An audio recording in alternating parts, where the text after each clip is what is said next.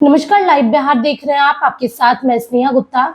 देखिए, जब से दीपक प्रकाश ने अपना मंत्री पद संभाला है, या फिर बात कर ले कि जब से उन्होंने शपथ लिया है, पंचायती राज विभाग उनको मिला है, लेकिन टारगेट में तो दीपक प्रकाश शुरू से ही हैं।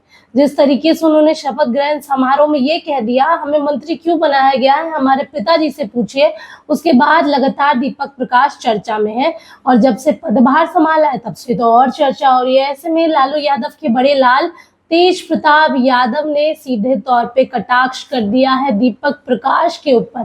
पहले क्या कुछ लिखते नजर आए हैं तेज प्रताप यादव, पहले आप इस वीडियो पर नजर डालिए।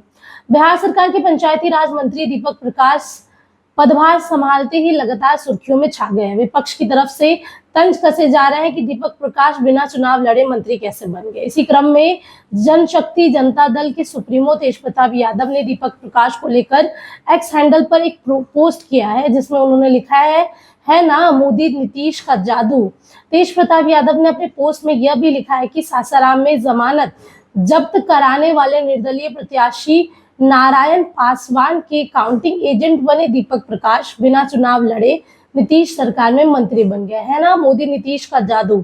इस पोस्ट के जरिए तेज प्रताप यादव ने सीधा सवाल उठाया।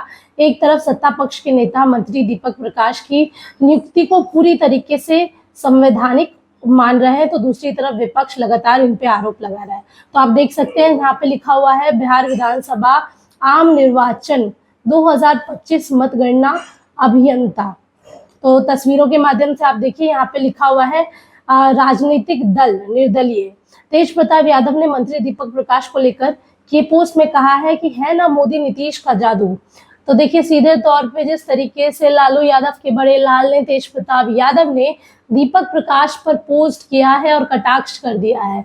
अगर हम दीपक प्रकाश की बात करें तो ना एमएलसी है ना एमएलए है, लेकिन मंत्री बन गए हैं। हालांकि आने वाले एमएलसी चुनाव में उनको लड़ाया जाएगा और एमएलसी वो बन भी जाएंगे, लेकिन सबसे ज्यादा आकर्षण का केंद्र वही थे शपथ ग्रहण समारोह में। ऐसे में राज्यसभा सांसद उपेंद्र कुशवाहा के बेटे हैं, और उपेंद्र कुशवाहा लगातार चर्चा में भी इसीलिए है क्योंकि परिवारवाद पर काफी कुछ कहते थे, लेकिन अब जब उनका अपना बेटा मंत्री बन गया है तो चर्चाएं तेज हो गई हैं। लगातार उससे सवाल कहे जा रहे हैं। उन्होंने कहा कि हमने दीपक को उसके जिस तरीके से उसमें योग्यता थी उसके आधार पर मंत्री बनाया, लेकिन खड़ा होता है सवाल कि आखिरकार कार्यकर्ता जो चप्पल घिसते हैं, आखिरकार उनका क्या होगा, वो किस तरीके से आगे बढ़ेंगे। आपको जब टिकट देना होता है तो आप अपनी पत्नी को सेट करते हैं, मंत्री बनाना होता है तो बेटे को सेट करते हैं, और लगातार सेट ही करते आए हैं। अगर हम उपेंद्र कुशवाहा की पार्टी की बात करें तो उनकी पत्नी जो है विधायक है और बेटे मंत्री बन चुके हैं, खुद राज्यसभा के सांसद हैं। लगातार कटाक्षों का दौर जारी है। एनडीए की पूर्ण बहुमत के साथ जिस तरीके से जीत हुई है 202 सीटों पर, और उसके बाद विपक्ष जो है 35 सीटों पर ही सिमट के रह गया। अब देखना होगा आगे क्या कुछ होता है। आप बने रहिए हमारे साथ, तब तक के लिए बहुत बहुत शुक्रिया।